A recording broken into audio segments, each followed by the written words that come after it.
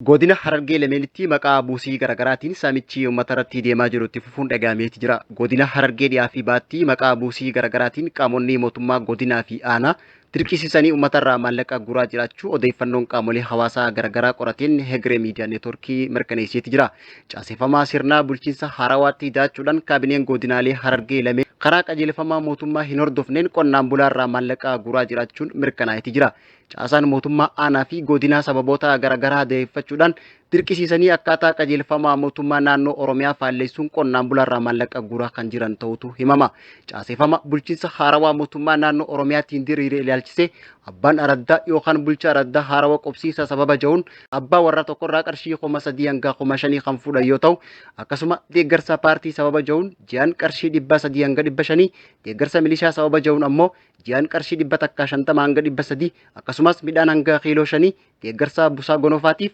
akkaataa qajeelfamaa mootummaa naannoo Oromiyaa ja'u dabsuudhaan maallaqa kan guuraa jiran ta'uu qaamoleen hawaasaa garaagaraa Harargee Lameenii himaniiti jiru. Akka hojjetan mootummaa maqaan isaa akka tuqamu hin barbaanne tokko HNN'tti himetti deeggarsa busaa gonofaatiif qajeelfamni mootummaa naannoo Oromiyaa irraa kan dhufe ta'uu himuudhaan akka qajeelfama gubbaarraa gakkannametti abbaa warraa tokko yoo sooressa yookaan qabaataa ta'e akkaataa qabeenya isaatiin wal simutti ji'aan qarshii 30 kan kafalu waggaa ta'u, abbaa warraa jiddu galeessaa ji'aan qarshii 15, abbaa warraa galiin isaa xiqqaate ammoo ji'aan qarshii 10 deeggarsa busaa gonofaatiif kan taasisu qajeelfamichi kan ajaju ta'uu himuudhaan garuu godina Harargee dhiyaa fi baatti qajeelfamichaa gara biraatti micciiruudhaan isa abbaa warraa irratti ija'amee kafalamu kaabineen Harargee Lameenii tunneen ilmaan irratti hizaabuudhaan akkaataa baay'ina ijoollee qabuutiin funaanaa jiraachuu namni HNN dubbise kun ibseetii jira. Maallaqoonni qonnaan bulaa irraa walitti qabamu kun karaa qajeelfama mootummaa malee waan sassaabamuuf yeroo maallaqa funaananitti risiita kan hin murree fi qajeelfamicha qonnaan bulaan kan hin beekne ta'uunis himameeti jira.